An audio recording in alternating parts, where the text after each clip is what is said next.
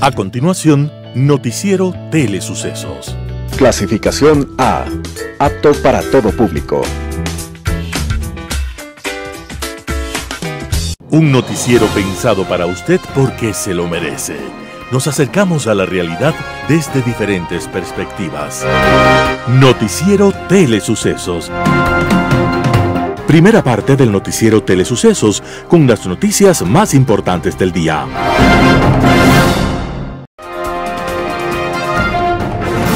Un día como hoy. En una familia francesa, nació un niño que siempre soñó en volar. Se llamaba Antoine de Saint-Exupéry, y aunque fue un destacado piloto, el mundo lo conoce más por sus libros, que todavía nos hacen volar. Antoine de Saint-Exupéry decía que para poder escribir era necesario volar, porque escribir, leer y volar eran la misma alegría del espíritu. Su filosofía de amor por la vida simple, por los valores trascendentales del ser humano, aún resuena por encima del tiempo. Antoine de Saint-Exupéry nos enseñó que amar no es mirarse el uno al otro, sino mirar en la misma dirección, y que el amor es lo único que crece cuando se reparte. Y adelantándose en el tiempo, previendo las épocas de absurdo consumismo, nos recordó que solo se ve bien con el corazón, y que lo que verdaderamente importa en la vida, lo esencial, es invisible a los ojos. Cuando la pesadilla del nazismo atormentó al mundo, Antoine de Saint-Exupéry remontó las alturas con su avión para combatir sin miedos. Lo combatió,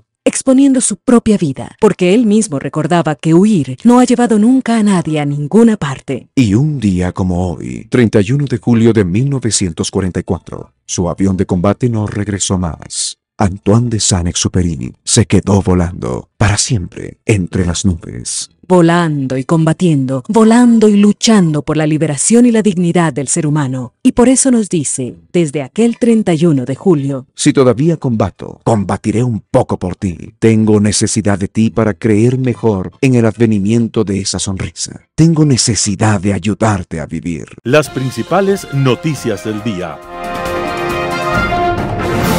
Titulares. Contraloría confirma glosas para proveedor de Petroamazonas. Bono azul se emite en Ecuador por $80 millones. En el segmento de opinión, asesinan al alcalde de Manta. ¿Vivimos en narcoestado? Editoriales de Alberto Daquic, promesas de empleo. Roberto Aguilar, Diana, levántate y anda. Noticias del día. Contraloría confirma glosas para proveedor de Petroamazonas. El Estado tuvo un perjuicio millonario por la suspensión de servicios y reprogramaciones injustificadas de los trabajos en campos menores de la extinta Petroamazonas, señala un informe de la Contraloría. El organismo afirma que la contratista tampoco cumplió con el plan de capacitación para los funcionarios de la empresa pública. La Contraloría confirmó nuevas losas por $152.710.647 y son el resultado de los hallazgos del examen especial a los procesos contractual y de ejecución de los contratos y sus adendas modificatorias para invertir en los campos menores Drago y Guantadureno ejecutado en la extinta Petroamazonas.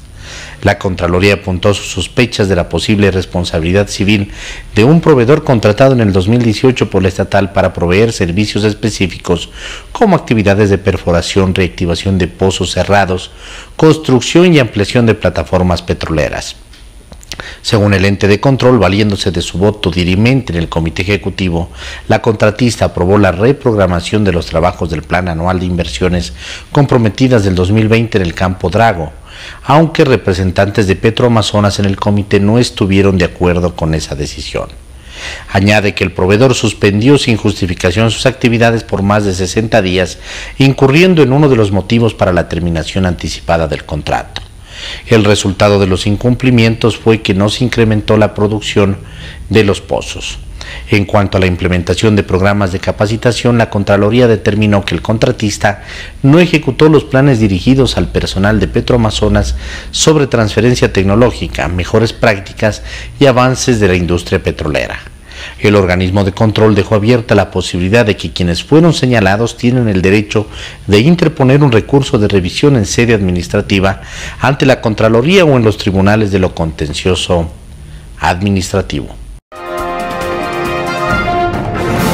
Bono azul se emite en Ecuador por 80 millones de dólares. El Banco Bolivariano de Ecuador emitió este 27 de julio de 2023 un bono azul con incentivos al cumplimiento por un valor de 80 millones de dólares. El bono fue suscrito a partes iguales por el Banco Interamericano Invest, el brazo de inversión en el sector privado del Grupo del Banco Interamericano de Desarrollo BID y el Instituto de Desarrollo Financiero de Canadá, FinDev Canadá.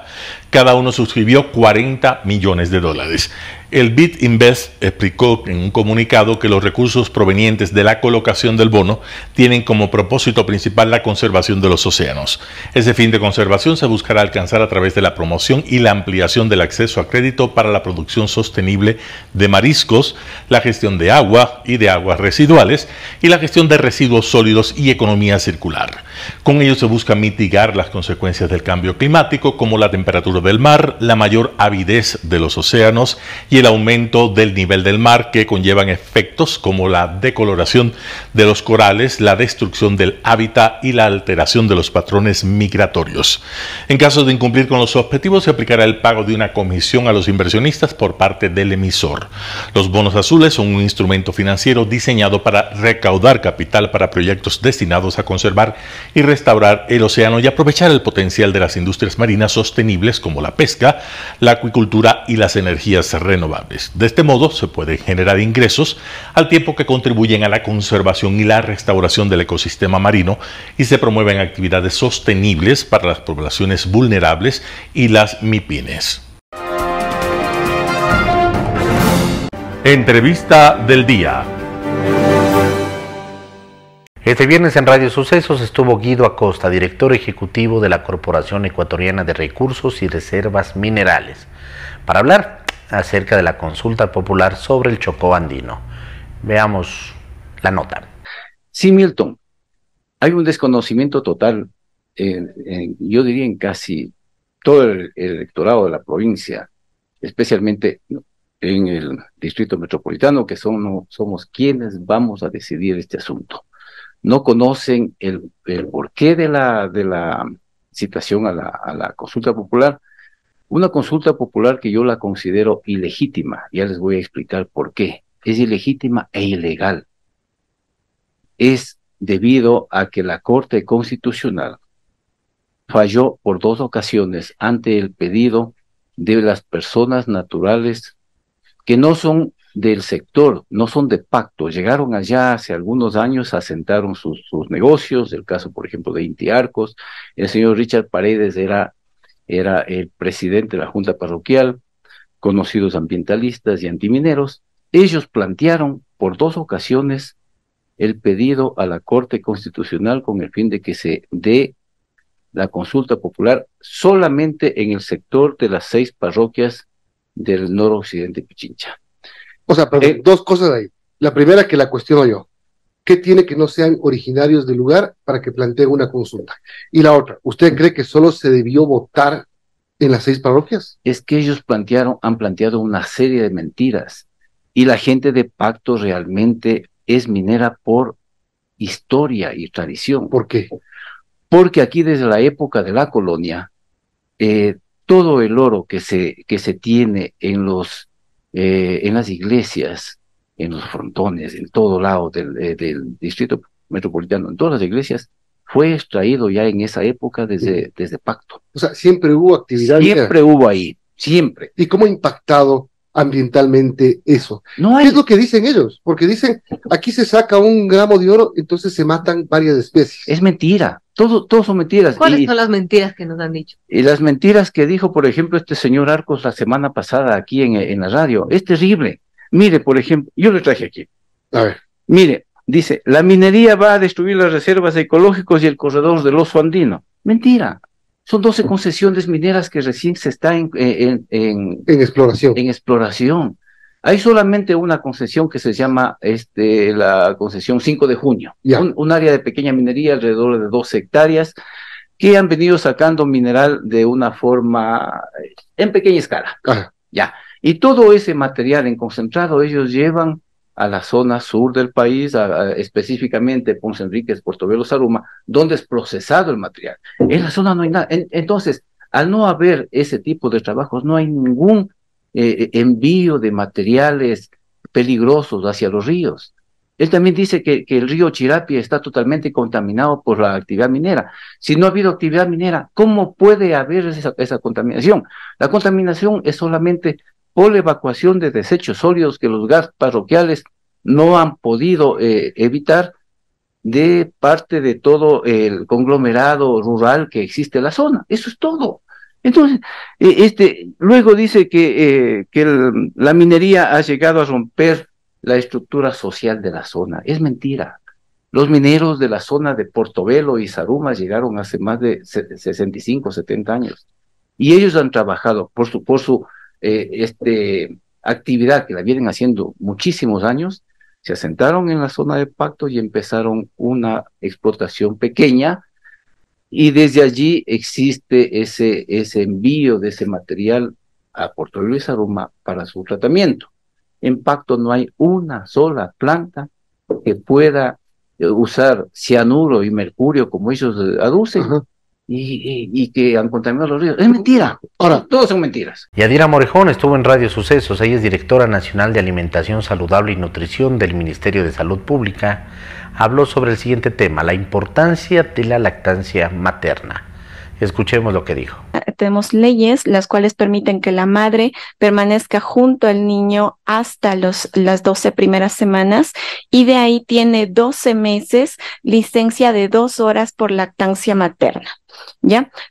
En lo que son los ambientes laborales, se ha ido trabajando junto con las empresas privadas y también algunas públicas para que éstas cuenten con salas de apoyo a la lactancia materna, que son lugares que permiten que la madre cada 2 horas durante 20 minutos pueda extraer su leche materna, almacenarla, y que esto permita mantener el consumo de su leche durante su periodo de trabajo. Nosotros tenemos más o menos ya certificadas un 48% de estas salas en estas entidades, y este año ya tenemos el aval del Ministerio de Finanzas sobre el impacto presupuestal para que se implemente en todo el sector público. Bueno, importante hacer esos cambios, y vemos reflejado en cifras, y si bien no son cifras de este 2023, son desde el 2018, ¿cómo podemos pensar que estamos a hoy día, a este año? Para este año esperamos por lo menos ya estar sobre el 70%. Eso lo sabremos cuando salgan las próximas encuestas o cuando desarrollemos una nueva en Salud. ¿En cuándo están realizándose las encuestas? ¿Todavía no se realizan? La ENSANUD aún no empieza su planificación debido a que está finalizando la ENDI. Bien, ¿qué es la ENDI? Es la Encuesta Nacional de Desnutrición Crónica Infantil. ¿Cómo aporta, Yadira, la lactancia materna para combatir la desnutrición crónica infantil, y también cómo influye en la forma de alimentarse de la madre? ¿Ya? Primero, la leche de la madre tiene varios nutrientes y son específicos para su niño, ¿ya? Tiene inmunoglobulinas, grasas de buen nivel, tiene distintas sustancias que le ayudan a su desarrollo, a que aumente de peso, a que crezca en la velocidad que él debe para su edad. Y también para la madre tiene beneficios como reducir lo que es el cáncer de mama o cáncer de ovario, reducción de lo que es la depresión posparto, ¿ya? Entonces es un beneficio mutuo tanto para el niño como para la madre.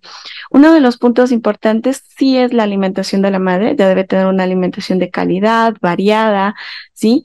Y lo más importante en el niño, por ejemplo, es que se deje que el niño vacíe completamente el seno, porque solo al final es donde van las grasas, que es lo que le va a ayudar al ganar peso, tener distintos temas de desarrollo, estas grasas que ayudan a estimular su cerebro o alimentar todo lo que son sus funciones. Entonces, va por esos lados, ¿no? La madre debe tener una alimentación variada y al mismo tiempo el niño debe vaciar completamente el seno antes de que se ofrezca el otro. Importante conocer esto, amigos, son las 7:52. Conversamos con Yadira Morejón, directora nacional de Alimentación Saludable y Nutrición del Ministerio de Salud Pública. Hablamos de la importancia de la lactancia materna y justamente del 1 al 7 de agosto va a ser la Semana Mundial de la Lactancia Materna para concienciar de la importancia en el desarrollo de los pequeños.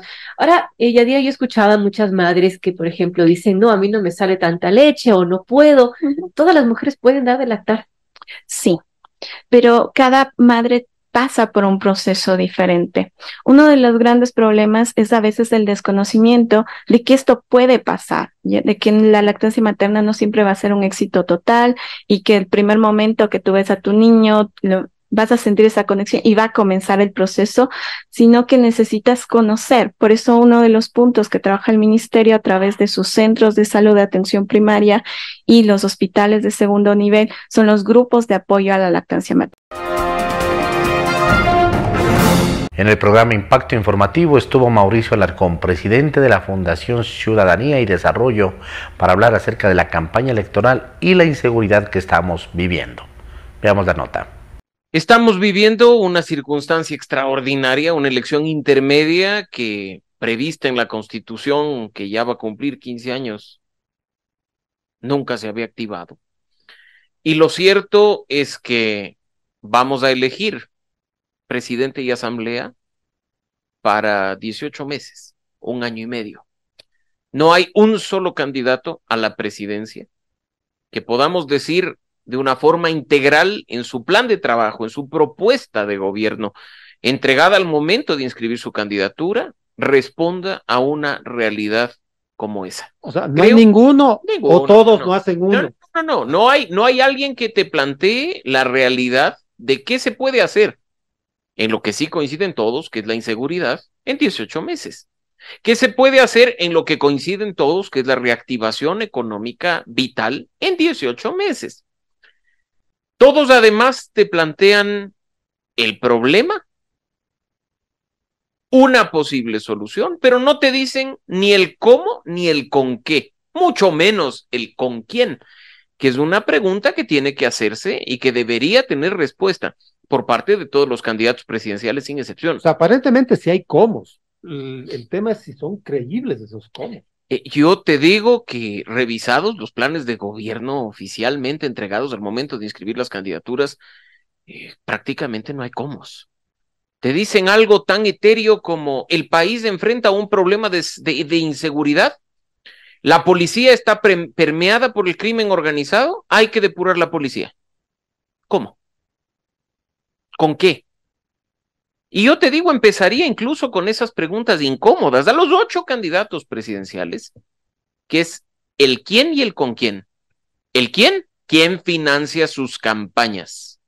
¿Quién está detrás? O usted solito está pagándose desde la gasolina del jet hasta los brigadistas que mueven las banderitas. ¿Y el con quién? ¿Con quién va a gobernar? ¿Quién es su equipo de seguridad? ¿Con quién va a atender ese problema? ¿Quién forma parte de su frente económico? ¿Con quién va a reactivar la economía? Y como te digo, no se diga el problema que implica el tiempo, porque yo creo que incluso sería más honesto y más sensato por parte de los candidatos a la presidencia decir, esto es un peldaño porque lo voy a hacer bien, y en 2025 voy a buscar la presidencia por 4 años, y aquí está mi plan de gobierno para 6, de una vez. Bueno, hemos visto sobre todo, porque la campaña es audiovisual, se da en las redes sociales, hemos visto una serie de amenazas contra los delincuentes, pero también hemos visto ahí algunos planteamientos como de el vicepresidencial del correísmo, de sentarse a negociar con los 10 más buscados, lo cual ha sido desautorizado por la candidata Luisa González. Es que, a ver, hablemos acá sin indignarnos, Edgar, porque el audio es claro, no fue sacado de contexto, ya incluso nos presentaron en redes sociales el mismo tema, la misma declaración desde varios periodistas grabando el momento.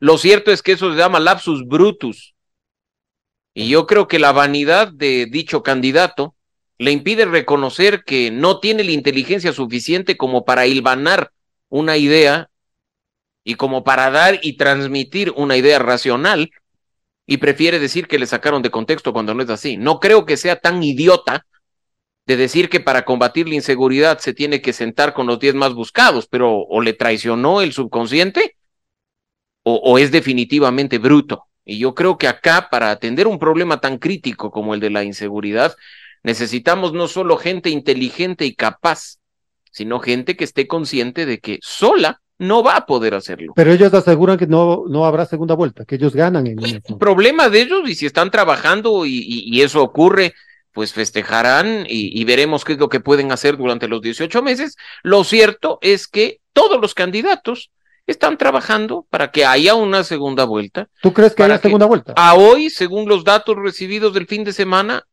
hay una gran posibilidad de una segunda vuelta. ¿Y con quién? Esa es la gran pregunta, principalmente por un detalle, Edgar, y vamos uniendo los temas, porque hay muchas personas que no son indecisas. Yo creo que las encuestadoras no deberían mentirnos y decirnos hay un alto nivel de indecisión, sino aterrizar bien la idea y decir hay un alto nivel de ecuatorianos que está decidido a votar por quien va segundo. Esa ya es una decisión.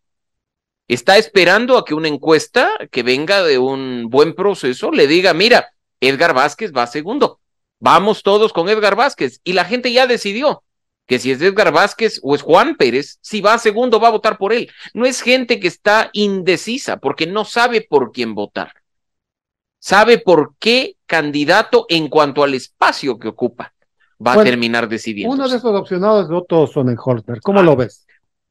Un candidato que no ha hecho una campaña de polarización, de seguir en esa ruptura entre o estás conmigo o estás en contra mía. Me ha parecido bastante sensato el hecho de que recorra el país, camine, contacte a la gente, escuche a los ciudadanos.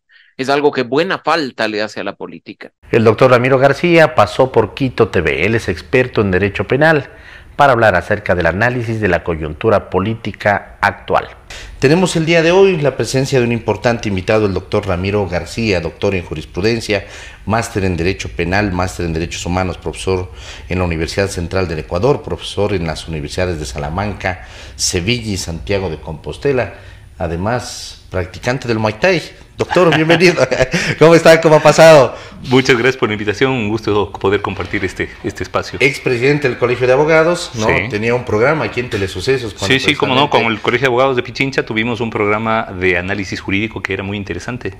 Así es. Y que además luego cuando pudimos migrar al formato digital se volvió más interesante todavía porque pudimos tener como invitados a varios de los mejores juristas del mundo. Así es, lo recuerdo precisamente, y bueno, ahí la pandemia nos cortó un poco además la viada. Doctor, estamos viviendo una situación bastante especial porque existe unos niveles altísimos dentro del tema delincuencial, el tema de la inseguridad, pero además eso mezclado con una campaña electoral, unas elecciones express, producto de la muerte cruzada, una figura jurídica además que existe dentro del tema de la Constitución. Mi pregunta es, todo este índice delincuencial, la muerte de un candidato a asambleísta, casi digo diputado, porque prácticamente viene a ser lo mismo, sí, asambleísta por la provincia de Esmeraldas, parlamentario, la muerte del alcalde, el asesinato del alcalde de la ciudad de Manta, Agustín Intriago, esto termina moviendo las frutas dentro del tema electoral. Y le pregunto porque además usted siempre tiene buenos datos. La última vez no se arriesgó mucho dentro del tema de las elecciones seccionales porque los datos eran muy apretados y además eran muy volátiles, ¿no? Sí, sí, efectivamente. A ver, yo creo que todo esto incide, por supuesto, en la intención de voto. Yo no veo que se... A ver, primero, todos los candidatos hablan del tema de la inseguridad. Se ha vuelto un asunto recurrente. Ajá. El problema es que en un 90% se refieren al problema de la inseguridad como un problema de falta de represión. Es decir, los mecanismos que proponen para mejorar la seguridad ciudadana son mecanismos de una represión más eficiente del delito. Un plan de seguridad. Un plan de seguridad, pero siempre desde la perspectiva de la represión. Correcto. Vamos a utilizar a las Fuerzas Armadas, vamos a incorporar nuevas tecnologías, vamos a depurar las instituciones policial y militar, pero lo que no hablan muchos, unos pocos sí, Yacu Pérez, le oí a Fernando Villavicencio también hablar algún asunto de esto, es que en paralelo a la represión se tiene que generar inversión social. La única manera de bajar los índices delictivos es reducir los índices de pobreza y asegurarnos que el segmento menos favorecido puede incorporarse al segmento, al segmento laboral, al segmento académico, al segmento universitario. La única forma de luchar efectivamente contra el narcotráfico y la criminalidad organizada es quitarle su base social. Esos grupos son los vulnerables, esos grupos son de donde reclutan sus adeptos. Es decir, muchachos que hasta los 17 años... Ojo, porque el problema es que tenemos una sociedad que no sabe qué hacer con los chicos de 18 en adelante. Una sociedad, todos tenemos, no solamente la familia, claro, es un problema de la sociedad. De sociedad. Correcto. Como sociedad tenemos claro que de los 5 a los 18 años tenemos que meterles en escuelas y en colegios. Y yo creo que el nivel de escolaridad en el Ecuador es bastante alto. Pero en las escuelas y en los colegios también están metidas determinadas mafias. Sí, por supuesto. ¿No? Es decir, a ver, no solamente están metidos en los cuarteles. Acabamos de ver operativos en donde caen miembros en activo de policía y Fuerzas Armadas en operativos contra el narcotráfico, que están trabajando para el narcotráfico. Claro, en el caso, pero insisto, como sociedad, de los 5 a los 18 tenemos clarito qué es lo que tienen que hacer los niños y adolescentes. El problema es que a partir de los 18 ya el Estado no invierte. Es decir, universidad pública lo que alcance. Y el resto a ver cómo se gana la vida. Entonces, claro, ese a ver cómo se gana la vida es lo que aprovechan las organizaciones criminales para poder conseguir sus adeptos. Ese es el estanque del cual pescan las organizaciones de criminalidad organizada. Además, con seguramente unos atractivos de dinero importantes. ¿Importantes o no? Porque llega, claro, es decir, a nada. Claro, frente a nada, inclusive les sale muy barato reclutar. Porque son muchachos que no tienen absolutamente nada que hacer, ¿no? Ni estudian ni trabajan, lo que en España se les denomina los ninis. Ni estudian ni trabajan. Claro, pero no estudia ni trabaja, no porque le falte ganas, ni porque no quiera hacerlo. No es que se enrola en las actividades de criminalidad organizada porque tiene una especie de chip criminal en la cabeza. No, porque no tiene otra opción. Es la desesperación. Pero por supuesto, es la necesidad de sobrevivir. Entonces, mientras como sociedad no planteemos alternativas a todo ese grupo humano, vamos a seguir pagando la factura en forma de inseguridad ciudadana. Y esa factura la pagamos todos. Eso hay que entender. Entonces, la solución no es, es que saquemos Fuerzas Armadas y matemos, exterminemos. No, esa no es la solución. Porque además, como funcionan los grupos de criminalidad organizada, usted da de baja 5 y el otro día tienen 10 más.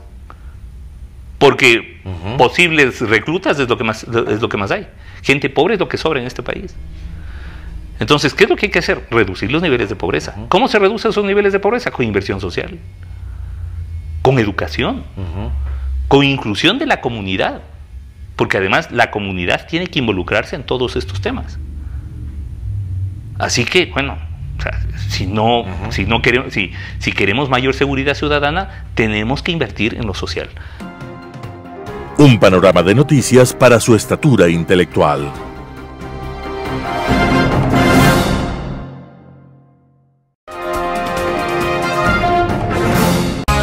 Poder Ciudadano, con el doctor Patricio Quijón. Asesinan al alcalde de Manta. En materia de seguridad, la institucionalidad ha fracasado. El país deplora con verdadera rabia e indignación el asesinato del alcalde de Manta, Agustín Intriago. La criminalidad provocada por narcomafias avanza ante un Estado incapaz de detenerlas. Intriago fue avaliado el domingo 23 de julio mientras recorría el barrio 15 de septiembre, donde coordinaba el inicio de obras emergentes. Se conocía que el joven alcalde, que había sido reelegido por su eficaz desempeño, trabajaba los 7 días de la semana, por ello gozaba de una altísima estima y apoyo popular, convirtiéndose en el alcalde mejor evaluado del país. La vicealcaldesa de Manta, Marciana Valdivieso de Poveda, tras deplorar la acción criminal, escribió en su cuenta de Twitter, comillas, fue un líder excepcional que transformó Manta con su dedicación y pasión por el progreso. Descansa en paz, querido Agustín. Tu legado de esperanza nos inspira a seguir trabajando por el bienestar de nuestra ciudad. Cierro comillas. La violencia criminal crece día a día en el Ecuador, al igual que la incertidumbre y desesperación social que rechaza el fracaso de su institucionalidad y de las autoridades. Todos sabemos las causas del crecimiento del crimen organizado. Se hacen permanentes valoraciones sobre la forma fácil que ingresan los cargamentos de droga a través de las fronteras porosas de nuestro país, cuyo cuidado está a cargo de las Fuerzas Armadas. Todos conocemos que esos cargamentos de droga tienen que transitar por las carreteras del Ecuador para llegar a los puertos. Esas vías están bajo el control de la Policía Nacional. Todos estamos debidamente informados que en los puertos se camuflan los estupefacientes para su envío a mercados internacionales de Estados Unidos y Europa. En esos puertos se dijo desde hace muchísimo tiempo que se tomarían medidas con la instalación de tecnología avanzada, escáneres, para detectar y evitar la salida de esos cargamentos ilícitos. Todos los ecuatorianos estamos conscientes de que el sistema carcelario está corroído por la corrupción y que es allí desde donde operan los distintos carteles de la droga y el crimen.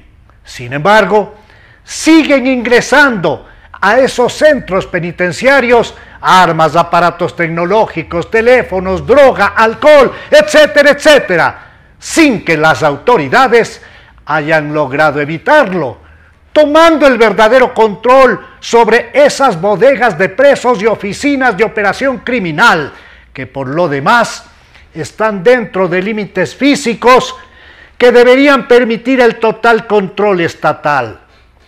Todos los ecuatorianos advertimos a diario con verdadero asco cómo ciertos jueces liberan a criminales a las pocas horas de que la policía los captura en acciones flagrantes. Mas ni el Consejo de la Judicatura ni ningún otro organismo hace nada para que esta horrenda película se repita una y otra vez. Cada día la Crónica Roja ocupa el mayor espacio de los noticieros nacionales y locales, ampliando la frontera de terror, indignación y desesperanza ante la creciente, imparable criminalidad. Todos los días vemos a las autoridades ofreciendo tomar medidas hasta las últimas consecuencias, así como declarar nuevos estados de emergencia, en un infame carrusel que ya nadie cree, ante la evidencia de que toda la institucionalidad y sus autoridades no han sido capaces ni siquiera de la adquisición de implementos tan básicos como son los chalecos de seguridad para la Policía Nacional. Se integran comisiones de altísimo nivel, se buscan a los mejores expertos en seguridad, se prometen acciones que en la práctica constituyen un monumento al fracaso institucional, a la negligencia culposa y en muchas de las ocasiones dolosa. Los ecuatorianos nos sentimos en la más absoluta indefensión. No tenemos seguridad, no hay trabajo, no existe justicia. Los aparatos burocráticos e institucionales del Estado son un fiasco. Nos han fallado, se han burlado de todo el pueblo ecuatoriano. Muchas autoridades únicamente velan por sus inconfesables intereses. Considero que ha llegado el momento de hablar con la más cruda verdad. El Estado en su conjunto, ejecutivo, legislativo, judicial, fuerza pública, ha fracasado en materia de seguridad. Si no somos capaces de reconocerlo, no existirá la manera de establecer mecanismos eficaces dirigidos a la implementación de un programa integral de seguridad, paz y desarrollo que contemple inicialmente acciones de limpieza de los aparatos estatales para con una renovada policía y fuerzas armadas, así como con programas dirigidos a mejorar las condiciones sociales en materias de trabajo, educación, salud, seguridad social, se proyecten sólidas acciones efectivas y concretas que unan a todos los ecuatorianos, al margen de sus inclinaciones ideológicas, políticas o de otro orden. Si no somos capaces de exigir desde la ciudadanía esa unidad nacional para la implementación de un urgente plan en la dirección mencionada, el país irá con mayor velocidad a parar al abismo de un Estado fallido o, lo que es peor, a la consolidación de un narcoestado. Editorial. Promesas de empleo, artículo de Alberto Dajik publicado en Diario El Universo. Una vez más, la campaña presidencial ofrece por parte de los candidatos reactivación económica y generación de empleo. Para que haya generación de empleo como resultado de la reactivación económica, es indispensable que haya inversión. Una sociedad que no invierte es una sociedad condenada inexorablemente al retraso, a la postración económica y por ende al deterioro social que esto conlleva. ¿Está invirtiendo la sociedad ecuatoriana? No. El sector público no invierte porque no tiene recursos y no los tiene porque regala más de 10.000 millones de dólares al año en subsidios, combustible, seguridad social, IESIS, Polisfa, electricidad, bonos de la pobreza y similares. El grueso de ellos, que son los dos primeros, no van a los más pobres del país. Por lo tanto, el Estado no puede invertir porque no tiene recursos y está gastando en los menos pobres. ¿Cómo pueden entonces los candidatos prometer aumento de empleo y reactivación económica sabiendo que el Estado no tiene cómo invertir? La promesa correcta sería decir, vamos a eliminar subsidios para que con esa medida el Estado tenga recursos y con esos recursos poder invertir, para que de esa forma entonces sí haya generación de empleo futuro. Por otra parte, la sociedad ecuatoriana también enfrenta el grave problema de que el sector privado no invierte. Y no lo hace porque la estructura de tasas de interés con topes ridículos y con segmentos de crédito que nada tienen que ver con la técnica económica, financiera o con la realidad, da incentivos para que haya crédito de consumo y no crédito corporativo, que es el que va a las empresas. Son las empresas las que producen la inversión, o lo que se conoce como formación bruta de capital, que es la adición de platas, equipos, instalaciones, computadoras, maquinaria y todo aquello que se usa para producir más y con mayor eficiencia y generar entonces crecimiento económico y mayor empleo en la sociedad. El discurso correcto, por lo tanto, debería ser: vamos a modificar la absolutamente irracional estructura de tasas de interés para que entonces se haya crédito a las corporaciones y a las empresas que son las que generan empleo y por sobre todo generen inversión. Cada vez más las campañas se alejan de la realidad, del análisis de los problemas de fondo de la sociedad y se reafirman como un ejercicio de mercadeo en el cual hay que buscar decir lo que el votante quiere oír, no lo que el votante debe oír. Esto produce en el electorado una gran frustración al comprobar una y otra vez que las promesas electorales están totalmente alejadas de la realidad que luego vive el gobierno electo. Todas las promesas de empleo son falsas, a menos que se explique con claridad que se tomarán las medidas arriba mencionadas. En vez de prometer lo que no se va a cumplir, los candidatos deberían reafirmar que siendo un gobierno excepcionalmente corto, se van a comprometer a buscar no la reelección, sino un acuerdo nacional que lleve a resolver los grandes problemas estructurales que enfrentamos y que nos están llevando a ser una sociedad inviable. Artículo de Alberto Dajik, publicado en Diario El Universo. Diana, levántate y anda. Roberto Aguilar, El Expreso. Tener una funcionaria como Diana Atamaint al frente de un organismo como el Consejo Nacional Electoral es como tener mamá pero muerta. No de otro modo se conduce ella a la hora de hacer respetar las reglas y los principios de igualdad en las elecciones, con la diligencia de un cadáver. Para ser justos, ella y los otros angelitos que integran su organismo, incluido alguno que de vez en cuando hace alaraca para lavarse la cara.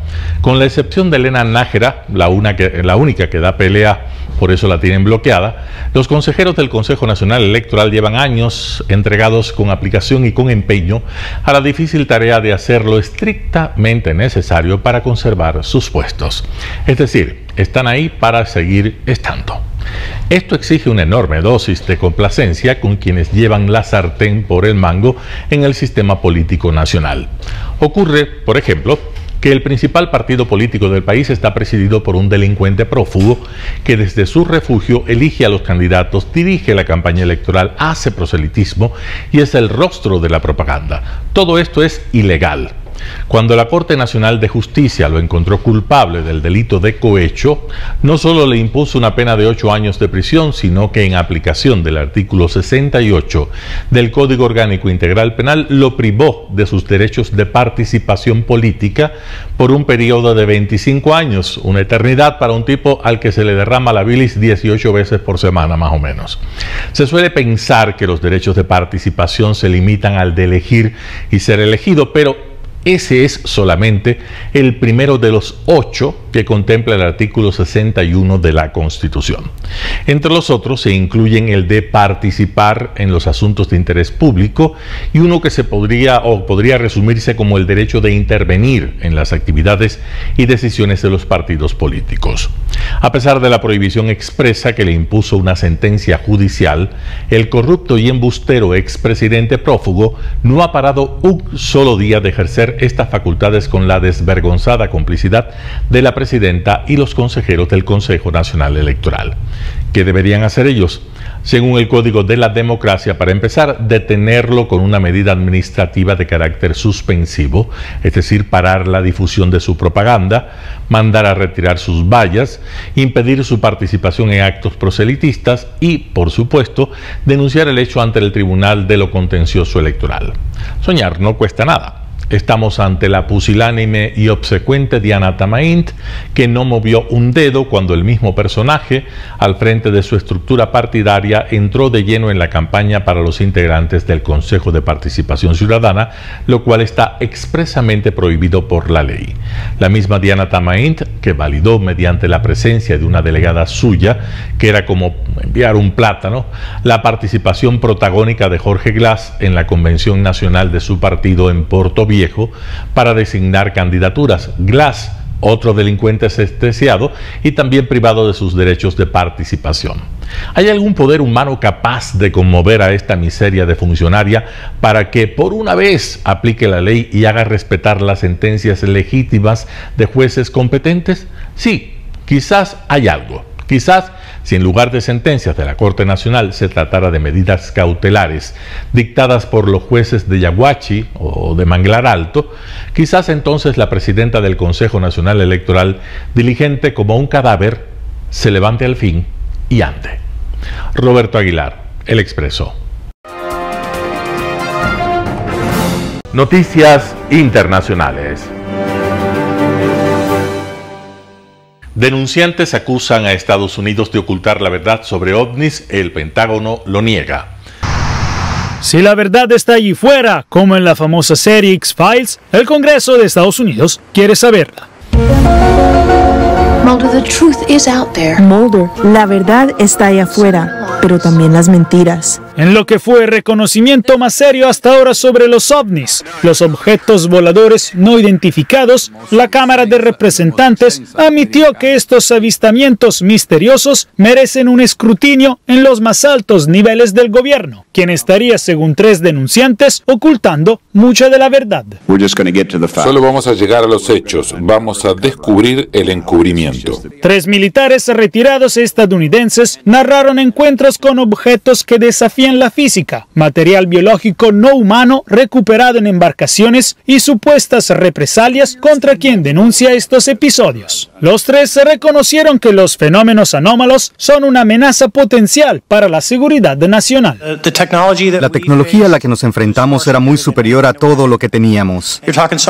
Están hablando de algo que puede ir al espacio, ir a algún lugar, caer en cuestión de segundos, hacer lo que quiera y marcharse, y no hay nada que podamos hacer al respecto. El Pentágono negó las revelaciones de la audiencia, incluyendo que oculta un programa de larga data que recupera y realiza ingeniería inversa de ovnis. Los investigadores no han descubierto ninguna información verificable para corroborar las afirmaciones de que los programas relacionados con la posesión o la ingeniería inversa de materiales extraterrestres hayan existido en el pasado o existan actualmente. El Pentágono ha mostrado imágenes de algunos encuentros y, sin lograr conclusiones, ha reconocido la existencia de los ovnis. Podrían ser tecnologías rivales, como la rusa o china, pero no los atribuyeron a posibles extraterrestres. Si bien los oficiales militares han dicho que la mayoría de los casos tienen orígenes inocuos, muchos otros siguen sin explicación. La audiencia no produjo grandes revelaciones ni una confirmación de vida extraterrestre y recordamos que realmente hasta ahora no hay ninguna evidencia real, concreta, que pueda confirmar este misterio, no. Sin embargo, el hecho de que los testigos tuvieran una audiencia importante ante el Congreso fue notable en sí mismo. Tanto los legisladores como los testigos utilizaron de hecho el panel para exigir una mayor transparencia de los militares y del gobierno en torno a los ovnis. Desde el Capitolio, Washington, Jacopo Luzzi, Voz de América. 3 nuevos cargos contra Donald Trump, que denuncia interferencia electoral. Nuevos cargos contra Donald Trump, solo un día después de que los abogados del magnate se reunieran con la fiscalía en un encuentro que el propio Trump consideró productivo. El fiscal Jack Smith investiga si el expresidente de Estados Unidos ordenó borrar imágenes de las cámaras de seguridad de su mansión de Mar-a-Lago en Florida. Se trata de un nuevo cargo de retención deliberada de información de defensa nacional y 2 cargos adicionales de obstrucción. Trump habría ordenado a Carlos de Oliveira, jefe de mantenimiento de la mansión, también imputado, que borrase las cintas de las cámaras de seguridad del recinto. También el asistente personal del expresidente, Wal Nauta, está imputado. Se cree que en las grabaciones estaba registrada la entrada y salida de la mansión de cajas con documentos clasificados.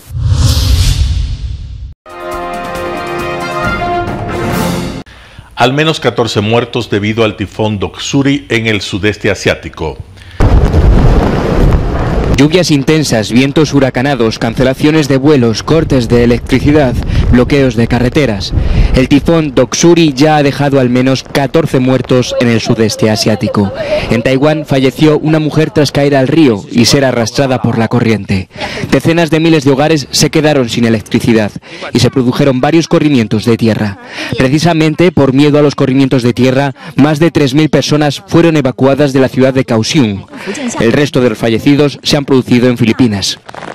Los efectos de Doksuri también se han sentido en China. El tifón ha tocado tierra en Xinjiang, en el sureste del país. Las autoridades han activado el nivel máximo de alerta por tifones en esta zona y han ordenado la evacuación de más de 200.000 personas.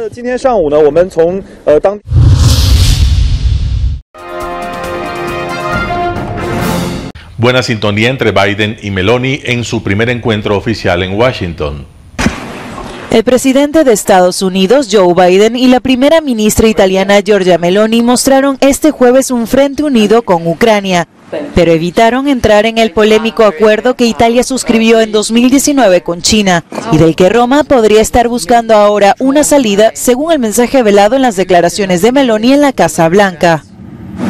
Competition from other nations that do not meet our standards in terms of worker protection, safety, environmental protection, undermine our companies and workers.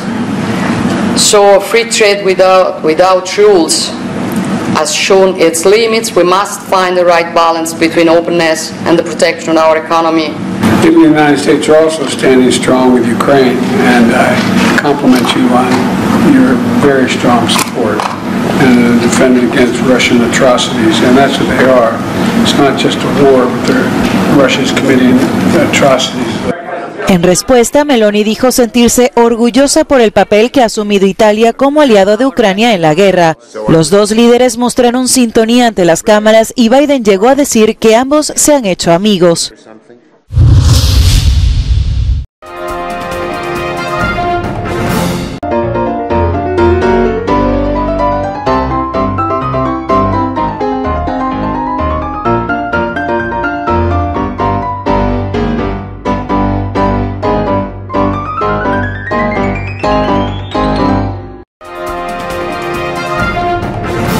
El término arena dejó tiempo atrás de ser sinónimo de muerte. Hoy es un espacio de vida, de desarrollo de una de las actividades básicas del comportamiento humano, el deporte, que quizá, como ninguna, moviliza sentimientos y emociones, elimina como principio la violencia, intereses personales, trampas, desunión e intrigas. El deporte, con sus valores, solo deberá entregar mensajes de bien para mejorar las actuales estructuras sociales y políticas en deterioro en las que vive nuestro país. Hoy entregamos a nuestra audiencia de la ciudad de Quito deportes y en especial a la parroquia de Calderón, uno de los sectores populares de mayor desarrollo de la ciudad, con una población estimada en 1 millón de habitantes que están en contacto diario con el canal 29 UHF y el canal 29.1 UHF Digital, presente con sus instalaciones deportivas en Llano Grande, su centro de gravedad. Telesucesos, desde nuestro estudio principal y en el de Arena Telesucesos, es el único medio de televisión que transmite de lunes a viernes 4 horas diarias de diversos eventos y novedades deportivas: el ecuavóley, básquet, tenis de mesa, halterofilia, taekwondo, esgrima, box, cachascán, gimnasia olímpica. Pueden ser observados en Canal 29 UHF y en todas las redes sociales en su televisión, sin ningún costo, desde la comodidad de su hogar, en nuestro canal y en las redes sociales. Arena Telesucesos es el escenario en donde el deporte tiene vida. Nuestros invitados y jugadores están en la cancha junto a usted y como nunca antes en la pantalla de su televisor, acercándole a un espectáculo inolvidable de luz, color y fiesta. Por fin usted encuentra el deporte que practica y que nunca es transmitido ni considerado por otros medios de comunicación con la importancia que nosotros le damos. El ecuavóley es el gran protagonista en una cancha con todos los estándares y comodidad para su práctica. Es el único deporte ecuatoriano con partida de nacimiento ecuatoriana. Somos inéditos, nos acercamos al deporte popular de nuestra gente que comparte nuestros esfuerzos. En Arena Telesucesos, aparte del atractivo de los eventos deportivos que transmitimos con nuestra señal a los televisores de su hogar, también entregamos muchos de los valores que encierra el deporte y en especial privilegiamos nuestra identidad nacional en el ecuavóley, jerarquizando su presencia como el deporte con partida de nacimiento en nuestro país. Telesucesos no solo entrega en su programación de deportes un espectáculo, sino que impulsa, privilegia y exige a quienes participan que sean parte de los valores y méritos que el deporte encierra: esfuerzo, superación, perseverancia, respeto, solidaridad, compañerismo, disciplina, puntualidad, sana competencia, honradez en la cancha y fuera de ella. La práctica deportiva siempre generará beneficios positivos para su cuerpo y entregará salud estable, pero refuerza además la identidad personal y premia siempre el éxito conseguido. Estamos entregando a nuestra ciudad con Arena Telesucesos un esfuerzo más de un medio que es fiel a su identidad y que a través de sus contenidos de salud, cultura, opinión calificada y ahora deportes, pretende difundir lo que, aparte del entretenimiento, requiere nuestra gente. Lo hasta ahora realizado está hecho con mucho esfuerzo, pasión y el entusiasmo de nuestra parte, de nuestros empleados, trabajadores y pequeños empresarios que creen en nuestras motivaciones. Hemos dado los primeros pasos para este proyecto que seguiremos haciéndolo gracias a ustedes. Telesucesos Sports. Deportes, deportes, deportes. Todas las tardes, 4 horas de lunes a miércoles, de 14 a 17 horas. Los jueves y viernes, 6 horas, de 12 a 20 horas, desde Arena Telesucesos. Transmisiones en vivo, siempre Ecuavoley y luego Deportes para recordar. Telesucesos, el canal de televisión siempre inédito. El noticiero Telesucesos es retransmitido de lunes a viernes a las 7 horas por Radio Planeta Sur 106.1 FM de la ciudad de Loja. Noticiero Telesucesos.